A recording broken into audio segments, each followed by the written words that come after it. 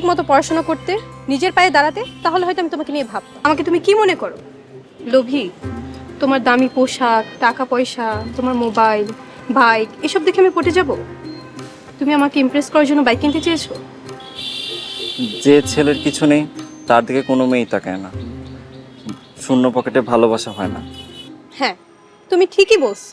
শূন্য পকেটে না ভালোবাসা হয় না, কিন্তু সেই শূন্য পকেট পরিপূর্ণ করতে হয় নিজের যোগ্যতা দিয়ে। শুধু ভালোবাসা থাকলেই না হয় না, ভালোবাসা মানুষকে ভালো রাখার জন্য নিজেকে তৈরিও করতে হয়, পরিশ্রম করতে হয়। আমি তো তাই করছিলাম। কি করছিলে? নিজের বৃদ্ধ বাবাকে প্রেশার দিচ্ছিলে বাইক কেনার জন্য, যেন আমি ইমপ্রেস হয়ে যাই? তুমি কি মনে করছো তোমার বাইক দেখে আমি তোমার সাথে রিলেশনে চলে যাব? একটা কথা শুনে রাখো, আমি এতটা লোভীও নই, বিবেকহীনও নই। তুমি যদি ঠিকমতো পড়াশোনা করতে, নিজের পায়ে দাঁড়াতে, তাহলে হয়তো আমি তোমাকে নিয়ে ভাবতাম। তাহলে বলো আমার কি করতে হবে? আমি তোমার জন্য সবকিছু করতে পারবো। তাহলে আগে যেয়ে তোমার বৃদ্ধ বাবার কাছে ক্ষমা চাও। নিজে তো কিছু করো না, আর নিজের বৃদ্ধ বাবার আর্থিক অবস্থা নিয়ে তাকে ছোট করো।